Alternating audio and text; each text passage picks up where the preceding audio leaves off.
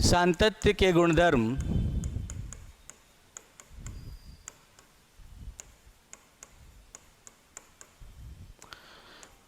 एक ही गुणधर्म है मेनली, और उसमें आपको ये पढ़ना है प्रॉपर्टीज ऑफ कॉन्टिन्यूटी।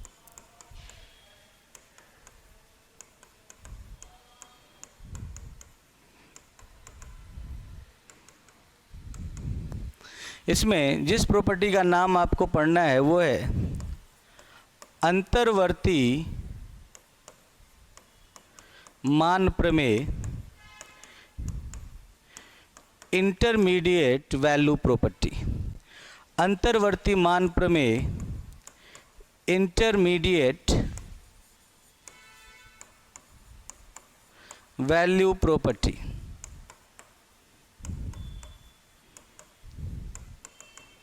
अंतर्वर्ती मान प्रमेय या इंटरमीडिएट वैल्यू प्रॉपर्टी क्या होता है? ये अंतर्वर्ती मान प्रमेय, ठीक है, तो इसका मतलब ये होता है कि यदि I एक अंतराल है,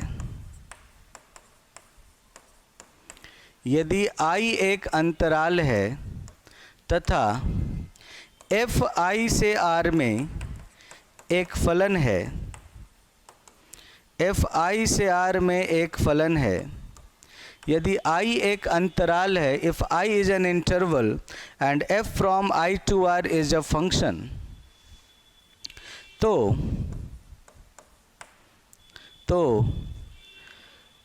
प्रत्येक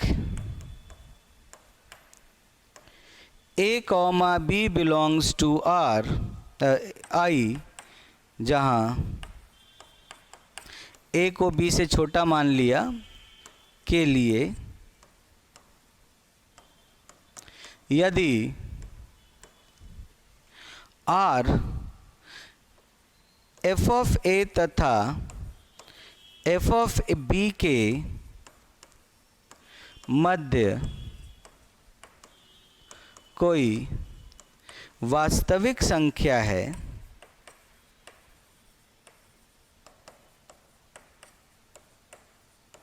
वास्तविक संख्या है, R f of a तथा f of b के मध्य कोई वास्तविक संख्या है, तो there exists C belongs to open interval a to b, जहाँ f of c बराबर R होगा। इस प्रॉपर्टी को हम लोग कहते हैं, इस प्रॉपर्टी को कहा जाता है अंतर्वर्ती मान प्रमेय, ठीक है। अब अंतर्वर्ती मान प्रमेय में होता क्या है कि मान लो ये कोई अंतराल है, कोई इंटरवल है, और इस इंटरवल में आप ये बिंदु A है, दूसरा बिंदु B है, ठीक है। इस इंटरवल में ये कोई अंतराल है I में दो बिंदु आपने ले लिए। A पर फलन का मान लो ये f of a है, और B पर फलन का मान लो f of b है। ये मान लो आप y एक्सिस ले लो, तो ये हो जाएगा f of a और ये हो जाएगा f of b। अब अगर f of a और f of b के बीच में आप कोई भी बिंदु R लोगे तो कहा जाता है कि अगर वो फलन अंतर्वर्ती मान प्रमेय को संतुष्ट करेगा तो इस R के सापेक्ष A और B के बीच में कोई ना कोई C होगा जहाँ पर f of c बराबर R हो जाए। R के संगत आपको कोई ना कोई बिंदु मिलेगा जहाँ पर R बराबर f of c हो जाए। कहने का मतलब ये हुआ कि किन्हीं भी प्रांत के किन्हीं भी दो बिंदुओं के बीच में, ठीक है, प्रांत के दो बिंदुओं के इमेजेज आप ले लो, प्रतिबिंब ले लो। मान लो प्रांत में आपने दो बिंदु लिए A और B, उनके प्रतिबिंब क्या हो जाएंगे? f of a और f of b। अब f of a और f of b के बीच में कोई भी रियल नंबर आप लोगे तो उस रियल नंबर का प्री इमेज, उस वास्तविक संख्या का पूर्व प्रतिबिंब a और b के बीच में बनेगा। ये अगर बनता है तो इस प्रॉपर्टी को हम लोग अंतर्वर्ती मान प्रमेय कहते हैं। और अगर ऐसा कोई बिंदु मिल जाए, ऐसा कोई आर मिल जाए जिसका ए और बी के बीच में कोई पूर्व प्रतिबिंब ना हो, तो हम लोग कहते हैं अंतर्वर्ती मान प्रमेय संतुष्ट नहीं होता है।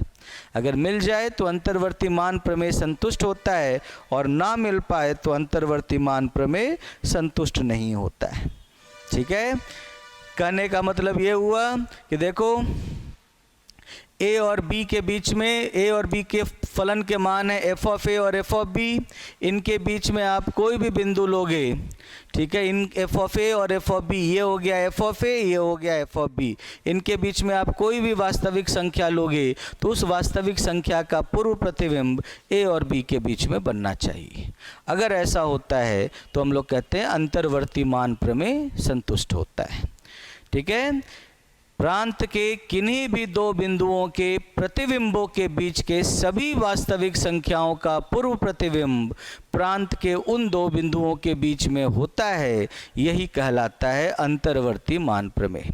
डोमेन के किन्हीं भी दो पॉइंट्स के इमेजेस के बीच के सभी रियल नंबर्स का प्री इमेज डोमेन के उन दो पॉइंट्स के बीच में एग्जिस्ट करता है, यही होता है इंटरमीडिएट वैल्यू प्रॉपर्टी। समझ में आई बात? इसको कहते हैं इंटरमीडिएट वैल्यू प्रॉपर्टी।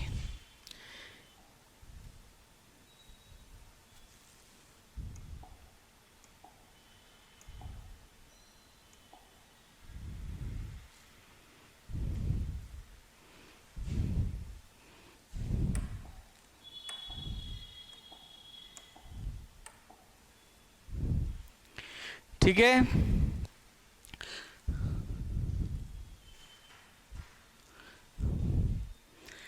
अब इसको लिखो अंतर्वर्ती मान प्रमेय। If I is an interval, if I is an interval and f from I to R is a function, if I is an interval and f from I to R is a function, then for every a comma b belongs to I, then for every a comma b belongs to I where a is less than b, where a is less than b, then for every a comma b belongs to I with a is less than b, if R lies between, if R lies between fa and fb, if R lies between fa and fb, if R lies between fa and fb, then there exists C belongs to, if R lies between fa and fb, then there exists C belongs to, then there exists C belongs to open interval a to b such that f of C equals to R, such that f of C equals to R, such that f of C equals to R.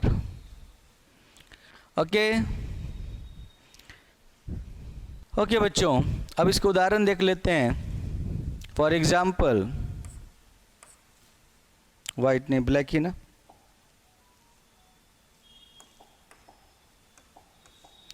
For example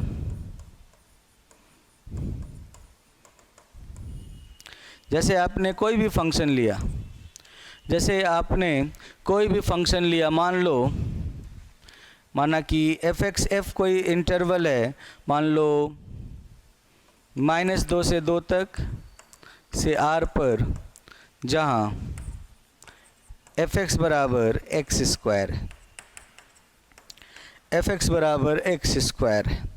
तो F x बराबर x square है, तो आप इसमें देख सकते हो कि एफ एक्स बराबर एक्स स्क्वायर का ग्राफ ऐसा होता है। अब 2 पर फलन का मान 4 हो जाएगा, 2 पर फलन का मान -2 पर भी 4 और 2 पर भी फलन का मान 4 हो जाएगा, और यहाँ पर इसका मान 0 हो जाएगा। ऐसा ही हो जाएगा। ये आपका फलन है एफ एक्स बराबर एक्स स्क्वायर। अब देख लो, मान लो कोई भी दो बिंदु ले लो, ए बराबर ये ले लिया, बी बराबर ये ले लिया, तो ए पर फलन का मान ये हो गया, बी पर फलन का मान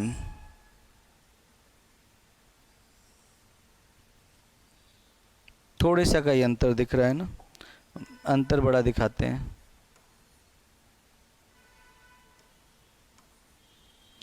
मान लो यही बिंदु ले लेते हैं, ए बराबर मैं ले लेता हूँ ये और बी बराबर मैं ले लेता हूँ ये। तो ए पर फलन का मान आपको ये मिलेगा, ए पर फलन का मान आपको ये मिला, बी पर फलन का मान आपको ये मिला। तो यहाँ पर फलन का मान ऐसा हो जाएगा और यहाँ पर फलन का मान ऐसा हो जाएगा।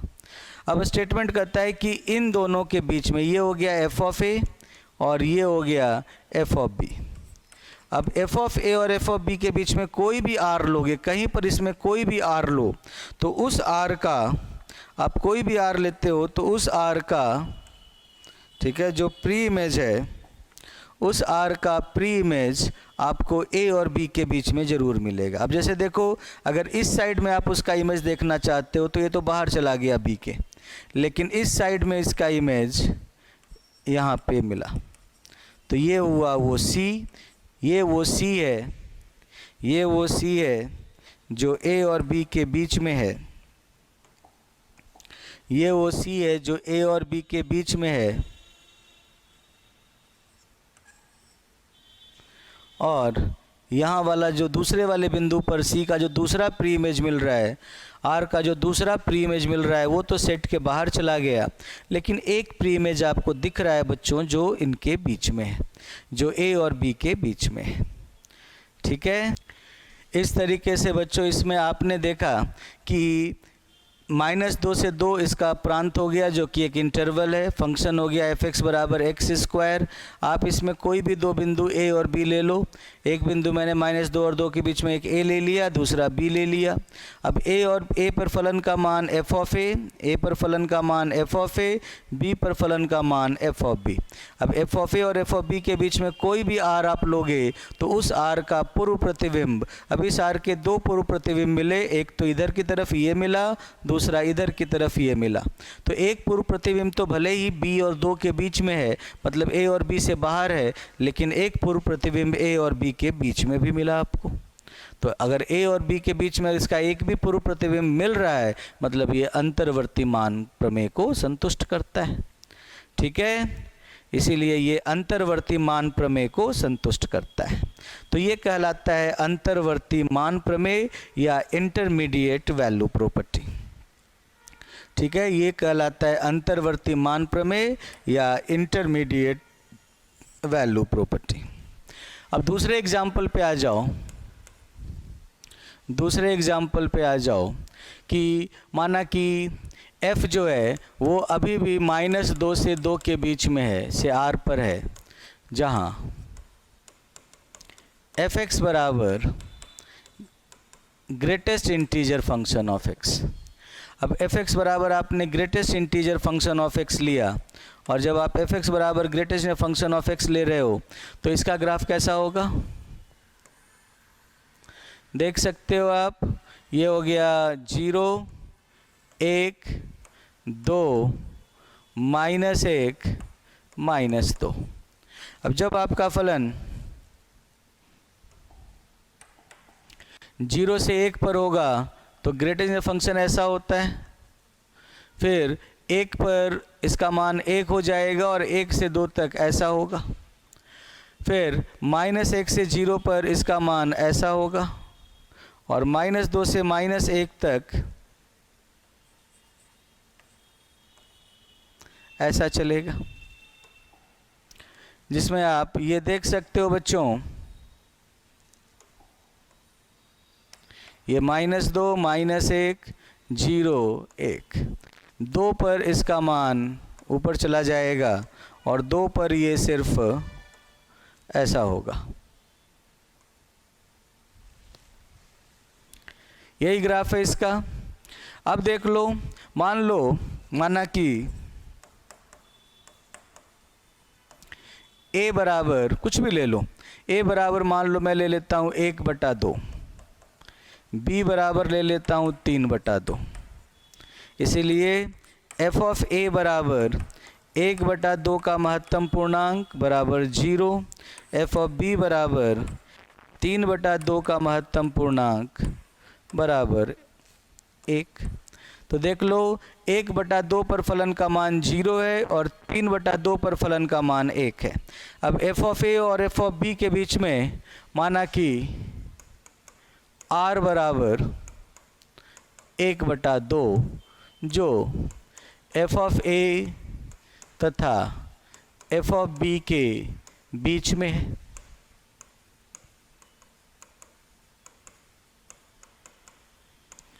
एफ ऑफ ए तथा एफ ऑफ बी के बीच में है।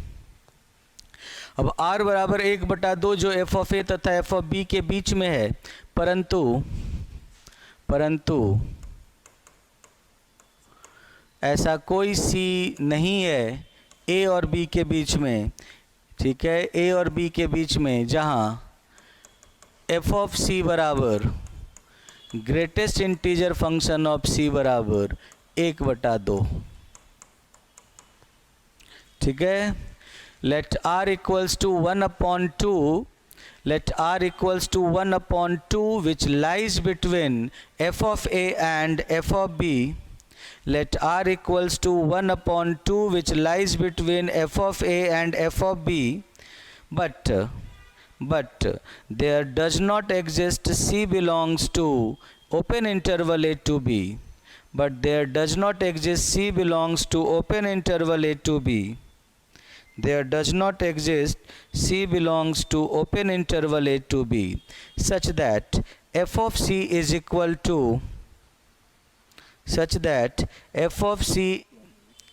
to greatest integer function of c equals to 1/2। ठीक है, इसीलिए fx is equal to greatest integer function of x -2 से 2 में अंतर्वर्ती मान प्रमेय को या अंतर्वर्ती मान गुणधर्म को संतुष्ट नहीं करता, गुणधर्म को संतुष्ट नहीं करता।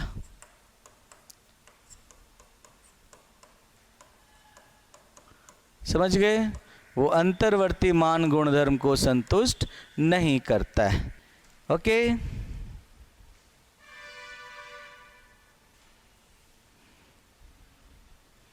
IVP कहलाता है, इंटरमीडिएट वैल्यू प्रॉपर्टी IVP कहलाता है। ठीक है, IVP। अब अगले एग्जाम्पल पे आ जाओ, क्योंकि आपको पता है ना ऐसी कोई संख्या हो ही नहीं सकती इसका महत्तम पूर्णांक 1/2 के बराबर हो। किसी भी वास्तविक संख्या का महत्तम पूर्णांक हमेशा एक पूर्णांक होता है, इंटीजर होता है, तो 1/2 के बराबर कभी हो ही नहीं सकता। ठीक है, अब तीसरा पॉइंट आप देखो कि f आपने फिर वही है -2 से 2 या 0 से 2 ही ले लो, 0 से 2 से आप r ले लो, जहाँ या 0 से 2 से, चलो ठीक है, जहाँ fx बराबर फ्रैक्शनल पार्ट ऑफ x ले लिया, जहाँ fx बराबर फ्रैक्शनल पार्ट ऑफ x ले लिया। अब इसमें ग्राफ देखो 0 से 2 में क्या होता है, 0 से 1 तक तो ऐसे जाएगा, फिर 1 पर वापस ये 0 हो जाएगा और फिर ये ऐसे जाएगा, 2 पर वापस 0 हो जाएगा, तो ये कहलाएगा 0 1 2 और ये होगा 1। ऐसा ही हो गया।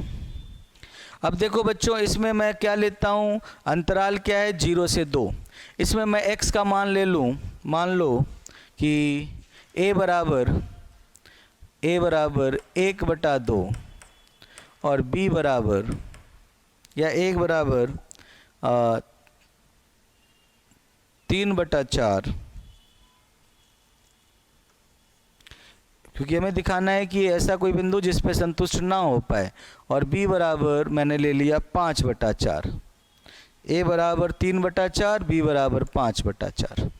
तो बता सकते हो कि इसीलिए एफ ऑफ ए बराबर 3/4 का महत्तम पूर्णांक बराबर 3/4 होता है। 3/4 का महत्तम पूर्णांक 3/4 होता है।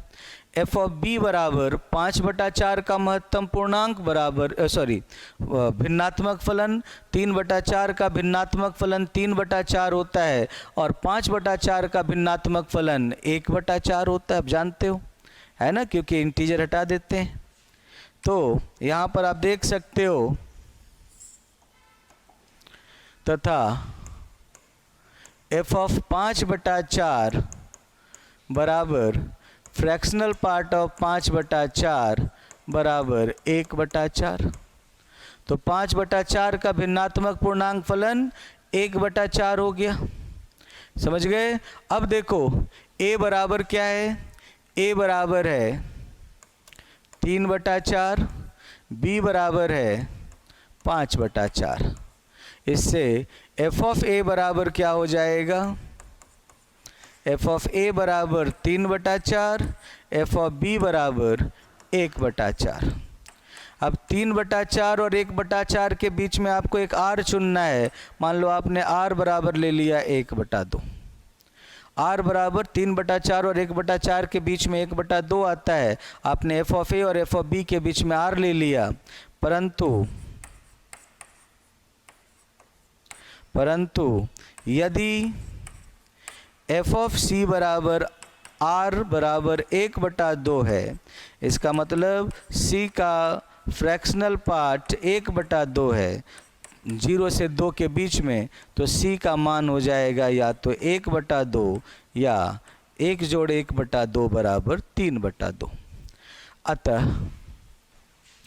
अतः there does not exist C belongs to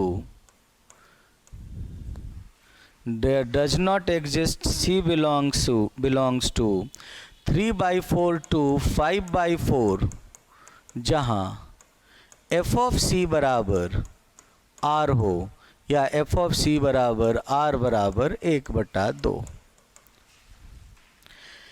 ठीक है, ऐसा कोई सी आपको मिल ही नहीं पाएगा ए और बी के बीच में जहाँ एफ ऑफ सी बराबर आर हो। ये हो गया इंटरमीडिएट वैल्यू प्रॉपर्टी। अब मेरा पॉइंट ये है, अंतर्वर्ती मान प्रमेय। अंतर्वर्ती मान प्रमेय कहता है इंटरमीडिएट वैल्यू थ्योरम, वो था आईवीपी और ये है आईवीटी। अंतर्वर्ती मान गुणधर्म और अंतर्वर्ती मान प्रमेय कि यदि एफ आई से आर एक संतत फलन है, आई मतलब इंटरवल, आई मतलब अंतराल, संतत फलन है। If F from I to R, intermediate value theorem, if f from I to R is a continuous function, यदि f I से R एक संतत फलन है, if f from I to R is a continuous function, तो then f, तो फलन f अंतराल I में, तो फलन f अंतराल I में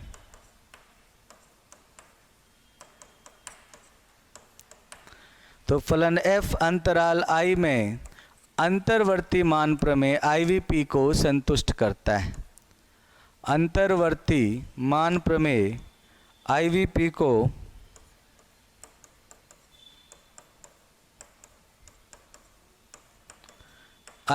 को संतुष्ट करता है। किसी भी अंतराल में, ये अंतराल होना जरूरी है, IVP को संतुष्ट करता है।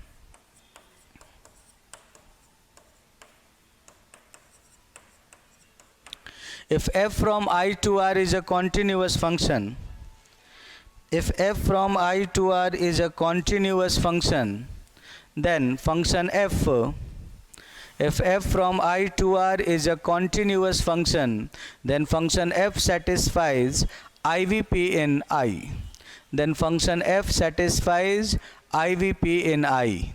ठीक है, प्रत्येक संतत फलन प्रत्येक संतत फलन नहीं, किसी अंतराल में परिभाषित प्रत्येक संतत फलन अंतर्वर्ती मान प्रमेय को संतुष्ट करता है। जैसे -2 से 2 के बीच में हम लोगों ने f(x) बराबर x² रखा था, वो अंतर्वर्ती मान प्रमेय को संतुष्ट कर रहा था। समझ गए? वो अंतर्वर्ती मान प्रमेय को संतुष्ट कर रहा था। समझ में आई बात? वो अंतर्वर्ती मान प्रमेय को संतुष्ट कर रहा था। अब आप अगले पॉइंट पे आ सकते हो कि इसका कन्वर्स ट्रू नहीं है, परंतु इसका विलोम सत्य नहीं है।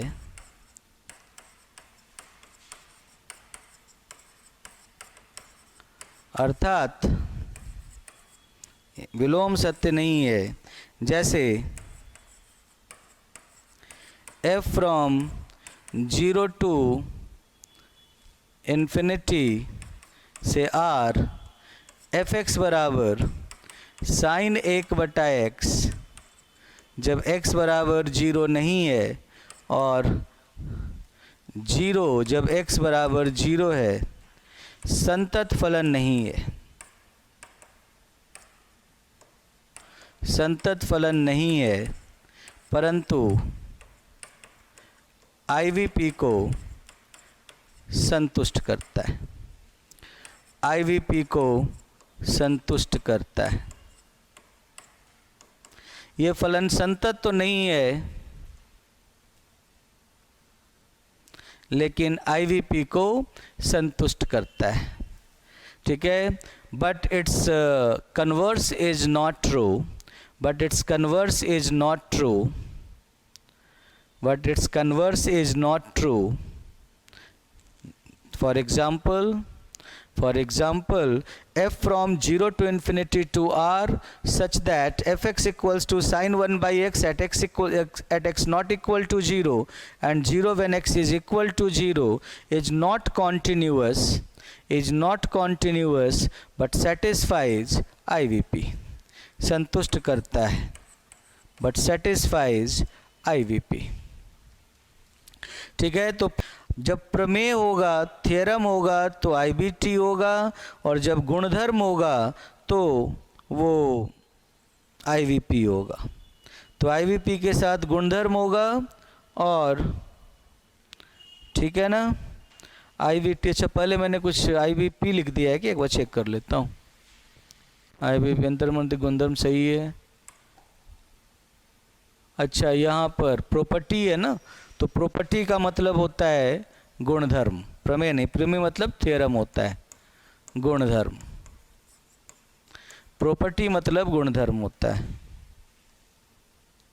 समझ में आई बात ना?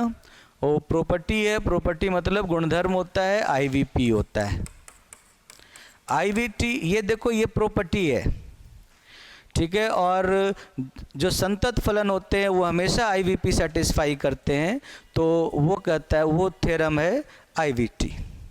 और ध्यान रखना कि संतत फलन कौन से, किसी अंतराल में परिभाषित संतत फलन IVP संतुष्ट करते हैं, वो कहलाता है IVT।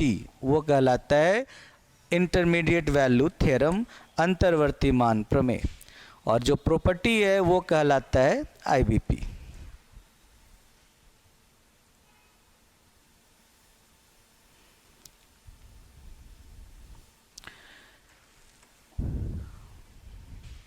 अच्छा, यहाँ भी लिख दिया है।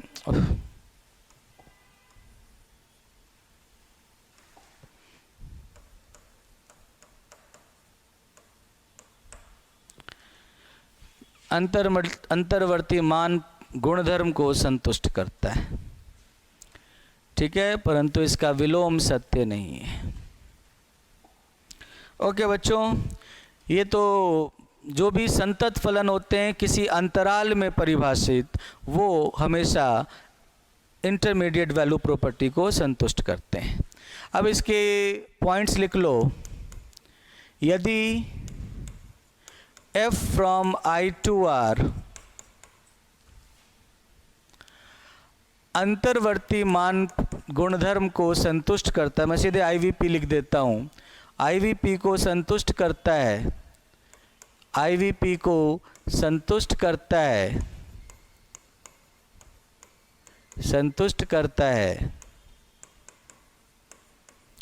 तो f ऑफ i भी एक अंतराल होगा।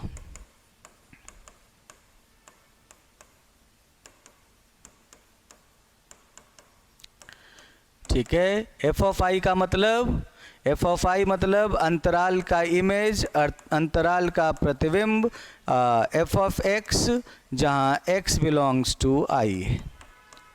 ठीक है, जो भी फलन IVP को संतुष्ट करता है उसमें इंटरवल का इमेज हमेशा इंटरवल होता है। तो ये पॉइंट हो गया कि, और क्यों होता है आप देख लो। इंटरवल किसे कहते हैं? यदि I एक अंतराल है, यही I एक अंतराल है तो प्रत्येक a, b belongs to I a less than b के लिए, a लेस देन b के लिए, प्रत्येक a, b belongs to I a less than b के लिए। ठीक है, x बिलोंग्स टू, ऐसे लिख लो कि प्रत्येक a, b belongs to I के लिए जहाँ a b से छोटा है, यदि x a और b के बीच में है तो x भी I का एलिमेंट होगा। ऐसा ही मतलब होता है कि दो नंबर अगर हैं उस अंतराल में तो उन दोनों के बीच के सभी वास्तविक संख्याएं भी उस अंतराल में होंगी। अंतराल की ये परिभाषा होती है। यदि I एक अंतराल है तो प्रत्येक a, b belongs to I के लिए यदि a b से छोटा है तो a और b के बीच की सभी वास्तविक संख्याएं भी I में होंगी। ठीक है, तभी वो अंतराल कहलाता है। अब हमें ये दिखाना है कि f ऑफ I एक अंतराल है। तो मान लो कि माना कि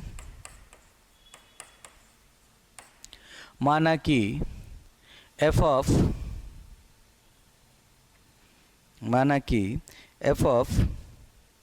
I, माना कि a, b belongs to I, तो इसका मतलब ये हो गया f of a, f of b belongs to f of I।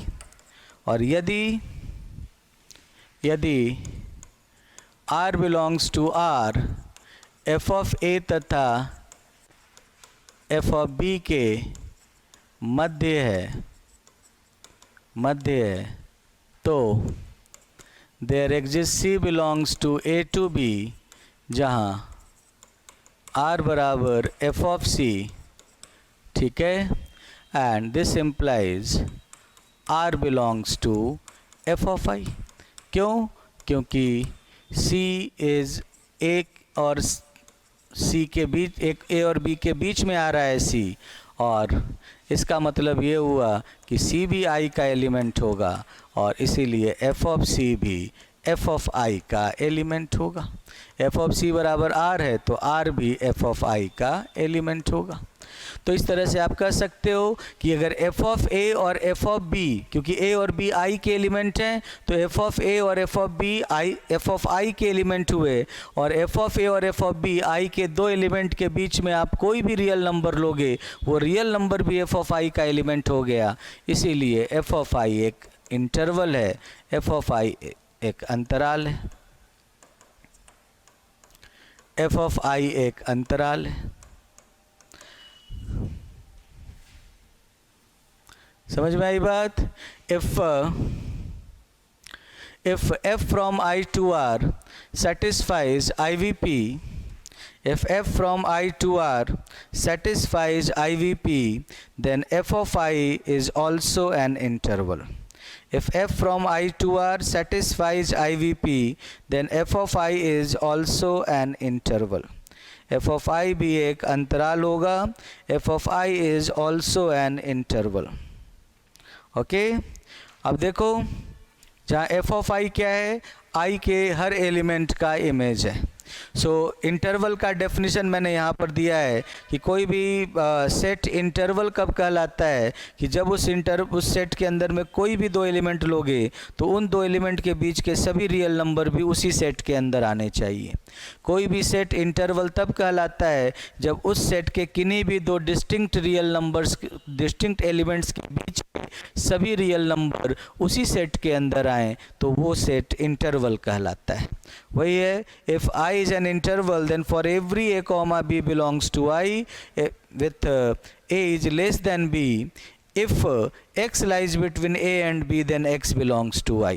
अगर a और b के बीच में कोई भी रियल नंबर है तो वो I का एलिमेंट होगा। अब आपको ये दिखाना है कि f ऑफ i एक इंटरवल है, इसका मतलब f ऑफ i के किन्हीं भी दो एलिमेंट के बीच में कोई भी रियल नंबर लोगे तो वो रियल नंबर भी f ऑफ i का एलिमेंट होना चाहिए। और आप इजीली देख सकते हो कि अगर a और b i के एलिमेंट्स हैं तो f ऑफ a और f of b f of i के एलिमेंट्स हो जाएंगे, उसके इमेजेस में आ जाएंगे। अब इंटरमीडिएट वैल्यू प्रॉपर्टी सेटिस्फाई करता है, मतलब f ऑफ a और f ऑफ b के बीच में कोई भी रियल नंबर लोगे तो उस रियल नंबर का प्री इमेज आपको a और b के बीच में मिलेगा।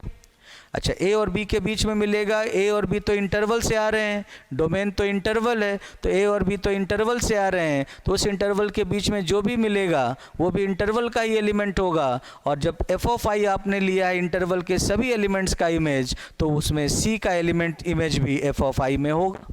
तो अगर R जो है वो C का इमेज है तो R भी f ऑफ i में होगा। इसका मतलब f ऑफ a और f ऑफ b जो f ऑफ i के दो एलिमेंट्स हैं उसके बीच के सभी रियल नंबर भी f ऑफ i में हैं और इसीलिए f ऑफ i भी एक इंटरवल है ना। तो जो आप लोग बार बार बोलते थे कि भाई ये कॉन्टिन्यूअस फंक्शन, अब आप पहले उसके पहले एक पॉइंट और देख लो। आपने इंटरमीडिएट वैल्यू थ्योरम IVT में कहा कि हर इंटरवल पर डिफाइंड हर कॉन्टिन्यूअस फंक्शन IVP सेटिस्फाई करता है। और जो भी फंक्शन इंटरवल पर डिफाइंड है IVP सेटिस्फाई करता है उसका रेंज भी एक इंटरवल होता है, उसका परास भी एक अंतराल होता है। तो दोनों को कंबाइन करके कह सकते हो कि यदि f from I to R एक संतत फलन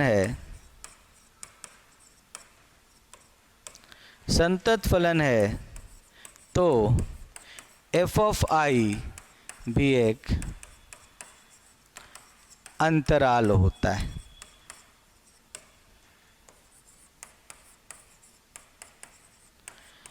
इसीलिए i में फलन का graph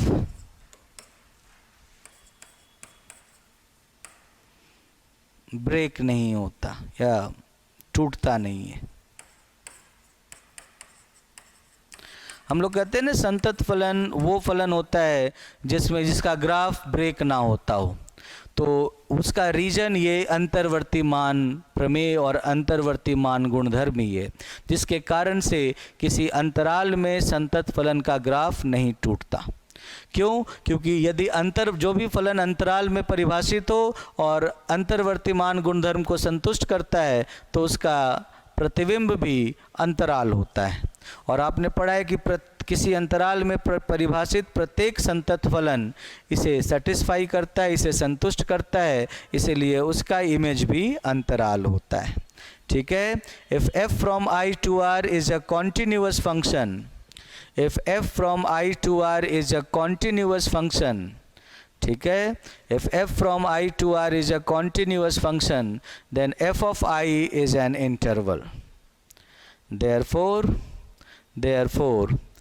then f of I is an interval, therefore graph of function does not break in I, therefore the graph of function does not break in I, graph of function does not break in I. समझ गए? Does not break in I, उस graph नहीं टूटता है। ठीक है। अगर मैं ऐसे पूछूं आपसे कि भाई ये वाला फलन संतत है कि नहीं, मैंने ऐसे कोई फंक्शन बना दिया यहाँ पर 1 से 2 और फिर 3 से 4, ये फलन संतत है या नहीं?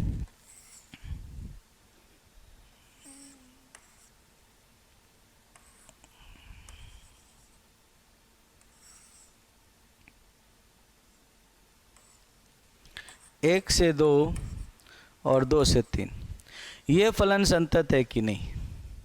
तो देखो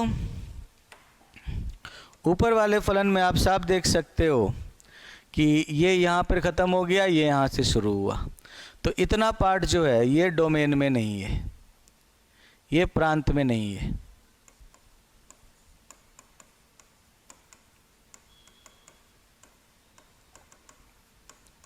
इसका प्रांत क्या होगा? ऊपर वाले का प्रांत हो जाएगा ओपन इंटरवल 1 से 2 यूनियन 3 से 4। देख लो, इस फलन का प्रांत होगा ओपन इंटरवल 1 से 2 यूनियन 3 से 4। और अगर इसमें इतना है तो इसका मतलब ये क्या हो गया बच्चों? इसका मतलब ये हो गया कि अपने प्रांत में देखो 1 से 2 के बीच में ग्राफ कहीं नहीं टूटा, 3 से 4 के बीच में ग्राफ कहीं नहीं टूटा। अब जो पार्ट डोमेन में है ही नहीं वहाँ तो ग्राफ टूटेगा ही टूटेगा। तो ये फलन संतत फलन है, कॉन्टिन्यूअस फंक्शन है। लेकिन ये फलन देखो इसका प्रांत है ओपन इंटरवल 1 से लेकर 3 और 2 ही बिंदु है। इसी बिंदु पर ये, इस बिंदु पर देखो लेफ्ट हैंड लिमिट जो है वो ये होगा और राइट हैंड लिमिट ये होगा। तो जाहिर सी बात है कि ये फलन x बराबर 2 पर संतत नहीं है। अगर डोमेन एक इंटरवल है और इंटरवल में इसका ग्राफ टूट जाए, या डोमेन भले ही इंटरवल ना हो लेकिन उसके इंटरवल वाले पार्ट में उसका ग्राफ टूट जाए तो फलन संतत नहीं होता। और अगर डोमेन ही इंटरवल नहीं है, ठीक है, और उसके जो पार्ट्स हैं जैसे 1 से 2 इसका एक इंटरवल सब पार्ट है, इसमें ग्राफ नहीं टूटा, इसमें भी ग्राफ ब्रेक नहीं हुआ, तो ये फलन संतत फलन है। तो ऊपर वाला फलन संतत है, नीचे वाला फलन संतत नहीं है।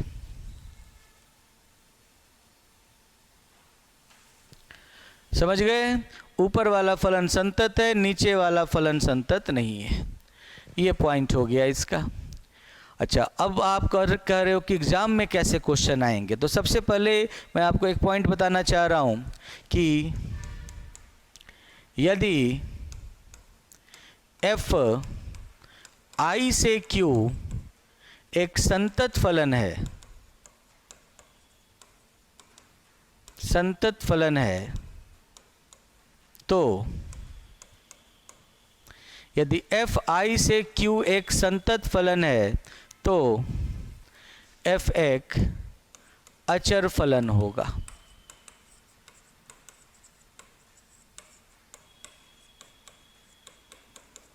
If f from I to Q is a continuous function, then f is a constant function. If f from I to Q is a continuous function, then f is a constant function.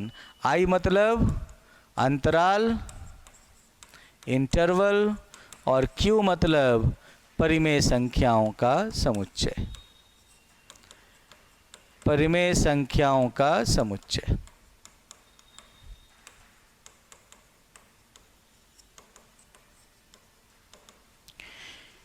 इसी प्रकार f from I से Q complement, f from I से Z, f from I से N एक संतत फलन है। संतत फलन हो तो वह अचर होता है, तो वह अचर होता है। क्यों अचर होता है? यदि संतत होगा तो अचर क्यों होगा? उसका रीजन ये है क्योंकि यदि f I से Q एक संतत फलन है, if f from I to Q is a continuous function, तो f of I एक अंतराल होगा, अंतराल होगा। f ऑफ I क्या होगा? रेंज होता है, और रेंज हमेशा कोडोमेन का, सह प्रांत का सबसेट होता है, उपसमुच्चय होता है। एफ ऑफ आई सबसेट है क्यू का, एफ ऑफ आई क्या हुआ, रेंज, परास, और क्यू क्या है, राइट हैंड साइड में है, तो वो सह प्रांत कोडोमेन है। तो रेंज हमेशा कोडोमेन का सबसेट होता है, तो एफ ऑफ आई क्यू का सबसेट हो जाएगा। ठीक है, एफ ऑफ आई क्यू का सबसेट है चूँकि तथा क्यू में अंतराल केवल रिक्त समुच्चय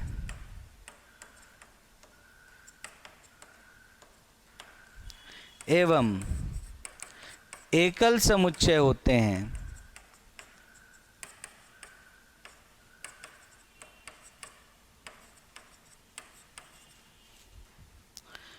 और किसी फलन का परास रिक्त समुच्चय नहीं हो सकता।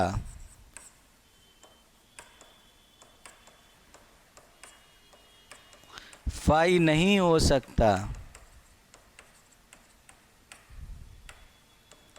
अतः एफ ऑफ आई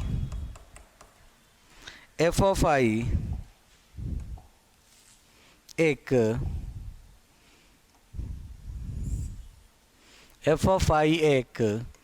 एकल समुच्चय होगा।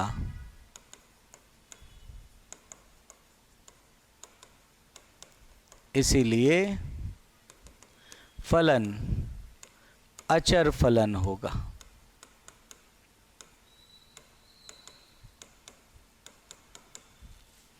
इसीलिए फलन अचर फलन होगा।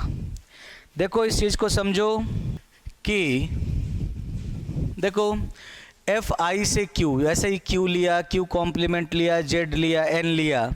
अब यहाँ पर इस पॉइंट का ये मतलब है कि if F from I to Q is a continuous function then F is a constant function. Q की जगह आप क्यू कॉम्प्लीमेंट जेड एन ऐसा कुछ भी रख सकते हो। If f from I to q is a continuous function, then f is a constant function. इसका रीजन क्या है वो समझो कि पहले लिख लो कि if f from I to q is a continuous function, if f from I to q is a continuous function, then f of I is an interval। अभी अभी आपने पढ़ा है, देखा भी था उसका प्रूफ कि अगर किसी भी इंटरवल पर कोई कॉन्टिन्यूअस फंक्शन डिफाइंड है तो f of I मतलब उस इंटरवल का इमेज, फंक्शन का रेंज हमेशा एक इंटरवल होता है। तो f of I एक इंटरवल होगा। अब रेंज जब भी होता है कोडोमेन का सबसेट होता है। If f from I to q is a continuous function, then f of I is an interval। ठीक है, अब since F of I is subset of Q, क्योंकि जो परास होता है वो हमेशा सह प्रांत का उपसमुच्चय होता है, range is a subset of Q. तो क्यू के अंदर आपने क्या लिया है, एफ ऑफ आई है जो इंटरवल है। Since F of I is a subset of Q and intervals in q are only empty set and singleton sets, and intervals in q are only empty set and singleton sets। क्यों? Q के अंदर अंतराल सिर्फ और सिर्फ रिक्त समुच्चय और एकल समुच्चय होते हैं। क्यों? क्योंकि अगर क्यू के अंदर में, क्यू के सबसेट में अगर दो नंबर भी आपने ले लिया तो आपने दो भिन्न परिमेय संख्याएं ले ली, और आपने पढ़ा है कि दो भिन्न परिमेय संख्याओं के बीच में अनंत अपरिमेय संख्याएं होती हैं। तो इसका मतलब अगर इंटरवल है, अगर मान लो एफ ऑफ आई इंटरवल है, तो इंटरवल की परिभाषा के अनुसार अगर इंटरवल में दो अवयव आएंगे तो उन दोनों अवयवों के बीच की सारी वास्तविक संख्याएं भी उसी इंटरवल में आएंगी। और Q अगर आपने देखा कि वो इंटरवल Q का सबसेट है, तो जो दो एलिमेंट लोगे वो दो एलिमेंट भी आपको Q के अंदर से लेना होगा। तो Q के अंदर से अगर आप दो एलिमेंट लोगे तो उन दोनों एलिमेंट के बीच में जो इनफाइनाइटली मेनी इररेशनल नंबर्स आते हैं, जो अनंत अपरिमेय संख्याएं आती हैं, वो तो Q के अंदर नहीं आ सकती। क्योंकि अपरिमेय संख्याएं वो होती है जो परिमेय नहीं होती। तो इसका मतलब कि अगर इंटरवल बनाना चाहते हो तो आपको Q के जो भी दो एलिमेंट होंगे उनके बीच के सभी वास्तविक संख्याओं को उसके अंदर रखना पड़ेगा। और आप जानते हो कि दो भिन्न परिमेय संख्याओं के बीच में अनंत अपरिमेय संख्याएं होती हैं, तो वो अपरिमेय संख्याएं Q के अंदर आ नहीं सकती। इसीलिए दो बिंदु रखने वाला भी Q का कोई ऐसा सबसेट नहीं हो सकता जो इंटरवल हो। तो इसीलिए आप Q के अंदर इंटरवल या तो एम्प्टी सेट होते हैं या सिंगलटन सेट होते हैं। ठीक है, क्योंकि दो एलिमेंट्स भी आ जाएंगे तो फिर इनफाइनाइटली मैनी इर्रेशनल नंबर्स उनके बीच में आ जाएंगे, और इनफाइनाइटली मैनी इर्रेशनल नंबर बीच में आ जाएंगे और उन सबको रखना पड़ेगा क्योंकि वो इंटरवल है। तो Q के अंदर इर्रेशनल नंबर कहाँ से आ पाते हैं? नहीं आ सकते। इसीलिए Q में अंतराल केवल रिक्त समुच्चय या एकल समुच्चय होते हैं।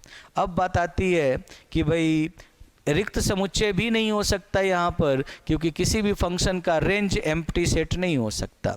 फलन की परिभाषा के अनुसार प्रांत के प्रत्येक बिंदु का प्रतिबिंब सह प्रांत में होना चाहिए। अगर मान लो कि सह प्रांत में जो प्रतिबिंब का समुच्चय है, रेंज जो है, परास जो है, वो एम्प्टी सेट हो गया, रिक्त समुच्चय हो गया, तो प्रांत के किसी भी बिंदु का इमेज नहीं मिल पाएगा और वो फलन ही नहीं कहलाएगा। इसीलिए फलन के लिए, फंक्शन के लिए ये कंपलसरी है कि रेंज नॉन एम्प्टी हो। ठीक है, रेंज एम्प्टी नहीं हो सकता, अदरवाइज डोमेन के एलिमेंट्स का इमेज कहाँ जाएगा, और इमेज नहीं मिलेगा तो फंक्शन ही नहीं कहलाएगा। तो इसीलिए आप कह सकते हो कि Q में अंतराल केवल रिक्त और एकल होते हैं, और रिक्त भी नहीं हो सकते क्योंकि किसी भी फंक्शन का रेंज एम्प्टी नहीं हो सकता। तो एक ही ऑप्शन रह गया, सिंगलटन सेट, एकल समुच्चय। और अतः f ऑफ i एक एकल समुच्चय होगा। अब रेंज सिंगलटन सेट है, f ऑफ i एकल समुच्चय, सिंगलटन सेट में एक ही अवयव होता है, मतलब प्रांत के सभी अवयवों का इमेज एक ही अवयव होगा, तो फलन तो अचर ही कहलाएगा। देखो बच्चों, मैं समझ सकता हूँ कि ये पॉइंट थोड़ा सा ज़्यादा ग्रेजुएशन लेवल का हो गया, तो इसीलिए ज़्यादा समझ में नहीं आया होगा, बट कोई बात नहीं। मैं आपको तो तैयारी करनी है फर्स्ट सेकेंड ग्रेड की, तो मैं बस इतना समझाना चाह रहा हूँ कि आप इस रिज़ल्ट को ध्यान रखो कि आप अंतर्वर्ती मान प्रमेय भूल जाओ, आप सब कुछ भूल जाओ, आप इस रिज़ल्ट को ध्यान रखो। ये इसमें इम्पॉर्टेंट यही रिज़ल्ट है, ये रिज़ल्ट यहाँ से लेकर यहाँ तक। ठीक है, कि I से Q में अगर कोई संतत फलन बनता है, ठीक है, I से Q कॉम्प्लीमेंट Z और N में संतत फलन बनता है, तो वो अचर फलन होता है। बस इतना ही ध्यान रखो, बाकी सारी चीज़ें भूल जाओ। ठीक है, बाकी सारी चीज़ें भूल जाओ, जिनके समझ में आ रहा है वो तो सही है। ठीक है, जिनके समझ में आ रहा है वो तो सही है, लेकिन अगर समझ में नहीं आया तो परेशान मत हो। ये थोड़े से मतलब 11-12 से ऊपर के लेवल का है, तो इसलिए आपको परेशान होने की ज़रूरत नहीं है ना। और इसके लिए आपको ये पॉइंट ध्यान रखना है। क्वेश्चन ऐसे पूछते हैं, क्वेश्चन ऐसे पूछेंगे कि यदि, जैसे फॉर एग्जांपल, यदि f, मान लो कोई भी इंटरवल दे दे R से लेकर Q में एक फलन है, एक संतत फलन है, if f from R to Q is a continuous function, एक संतत फलन है, तथा f ऑफ 3 इक्वल्स टू 7 हो, तो f of 6 is equal to क्या होगा? ऑप्शन दे देंगे 4 या f ऑफ 6 या कुछ इस टाइप का दे देंगे, तो आपका आंसर क्या होगा? ठीक है, तो ऐसे केस में आंसर आपको बस बताना है कि भाई R से Q में संतत फलन है, ये एक अंतराल है, और Q में या Q कॉम्प्लीमेंट या Z या कुछ भी दिया हुआ रहे, ये संतत फलन है और 3 का प्रतिबिंब 7 है, तो हर अवयव का प्रतिबिंब 7 होगा। क्यों? क्योंकि अचर फलन हो जाएगा, अचर फलन हो जाएगा और एक बिंदु पर प्रतिबिंब 7 है, तो इसका मतलब हर बिंदु पर प्रतिबिंब 7 ही होगा। तो आंसर हो जाएगा कि चूंकि एफ आर से क्यू एक संतत फलन है, संतत फलन है, तो एफ एक अचर फलन होगा, अचर फलन होगा। संतत फलन है तो एफ एक अचर फलन होगा तथा एफ ऑफ 3 बराबर 7 है, इसीलिए प्रत्येक x belongs to r F of x बराबर 7 होगा, इसीलिए एफ ऑफ 6 बराबर भी 7 होगा। ठीक है बच्चों, ये समझ गए। अच्छा, इसमें आप ये देखो कि यदि I1 I2 I3 dot dot dot IM या IK, ठीक है, परस्पर असंयुक्त अंतराल हैं, असंयुक्त अंतराल हैं तथा D बराबर इन सब का यूनियन हो गया, I1 I2 I3 union IK,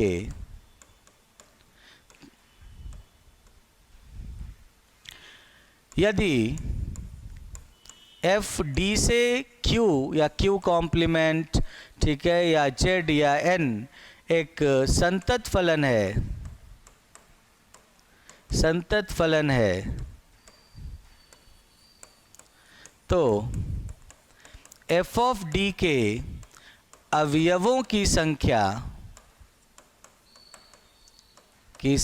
मतलब परास के अवयवों की संख्या, रेंज के अवयवों की संख्या अधिकतम के होगी।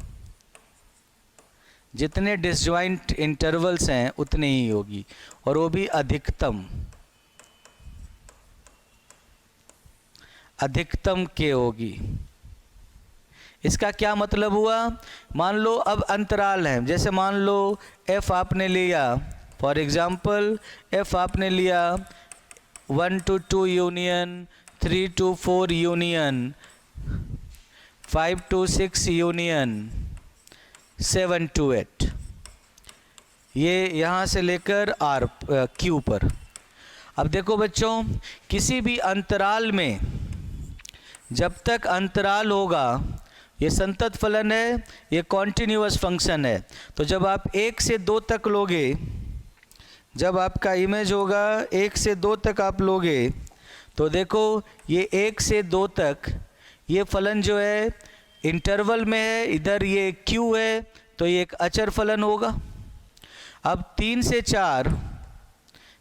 4 पे ये भी एक अचर फलन होगा। अब ये मान लो आपका नंबर है कुछ है अल्फ़ा 1। अब मान लो कि 3 से 4 पर भी अचर फलन मिलेगा, हो सकता है वो अचर फलन इसके बराबर हो, या हो सकता है कि वो ऊपर चला जाए, इसके अल्फ़ा 1 की जगह हो सकता है कि 3 से 4 में भी जो अचर मान मिल रहा है वो भी अल्फ़ा 1 ही हो, या हो सकता है कि वो अल्फ़ा 2 हो। मान लो अब 5 से 6 में जो मिल रहा है वो हो सकता है इधर चला गया, 7 से 8 में जो मिल रहा है वो हो सकता है और ऊपर चला गया। तो अब देखो, इंटरवल में यदि मान लो संतत फलन है, कॉन्टिन्यूअस फंक्शन है, डोमेन इंटरवल है, और codomain Q complement Z N, ऐसा कोई सेट है जिसमें इंटरवल सिर्फ सिंगल्टन सेट होता हो, ऐसा कोई भी सेट है जिसमें अंतराल केवल एकल समुच्चय होता है, दूसरी साइड में ऐसा है, तो फंक्शन जो होगा वो कांस्टेंट फंक्शन होगा, फलन जो होगा वो अचर फलन होगा। अब 1 से 2 वाला इंटरवल में कोई अचर मान इसका ले लो अल्फ़ा 1, 3 से 4 वाले में कोई दूसरा अचर ले सकते हो, या अल्फ़ा 1 के बराबर भी ले सकते हो। 5 से 6 वाले में कोई दूसरा ले सकते हो, इन दोनों से अलग ले सकते हो, या इन दोनों के बराबर भी ले सकते हो। तो कम से कम रेंज में कितने पॉइंट्स आएंगे? जब चारों में alpha one alpha one alpha one alpha one करोगे, जब चारों में फलन के मान समान रखोगे, फंक्शन की वैल्यू सेम रखोगे, तो 1 पॉइंट मिलेगा। जब चारों में सेम रहेगा तो हर केस में रेंज में एक ही एलिमेंट आएगा। और जब इन चारों में अलग अलग मान रखोगे तो 4 पॉइंट्स मिलेंगे मैक्सिमम। तो 4 ही पॉइंट मिलेंगे ना। फिर उसके बाद इसमें अलग, मान लो इसमें इमेज 1 ले लिया, इसमें 2 ले लिया, इसमें 3 ले लिया, इसमें 4 ले लिया, तो रेंज में इस केस में 4 पॉइंट होंगे। और अगर मान लो चारों में सेम वैल्यू रख ली तो रेंज में 1 पॉइंट होंगे। इसीलिए मिनिमम 1 तो होना ही है, अधिकतम k पॉइंट्स होंगे, मैक्सिमम k पॉइंट्स होंगे। हर इंटरवल को अगर डिस्टिंक्ट वैल्यूज दे रहे हो तो फिर k पॉइंट्स, और उनमें से 2 भी बराबर हो गए तो और रेंज में और कम पॉइंट्स हो जाएंगे। आइए बात समझ में। मैं अगर आपसे क्वेश्चन पूछूं कि भाई यदि f 0 से 1 यूनियन 2 से 5 यूनियन 6 से 8 से r एक संतत फलन है, एक संतत फलन है जहां f ऑफ 1 बराबर, f ऑफ 1 तो प्रांत में ही नहीं है, f ऑफ 1/√2 बराबर r नहीं, सॉरी r में तो कुछ नहीं कर सकते ना, q कॉम्प्लीमेंट ले लेता हूँ। 1/√2 बराबर पाई है, f ऑफ पाई बराबर e है, और f ऑफ 3e बराबर नहीं, 3 नहीं, f ऑफ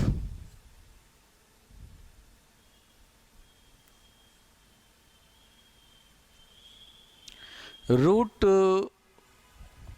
f ऑफ 7 बराबर √40 है, या कुछ भी लिख लो, f ऑफ 7 बराबर 1/3√2 हो,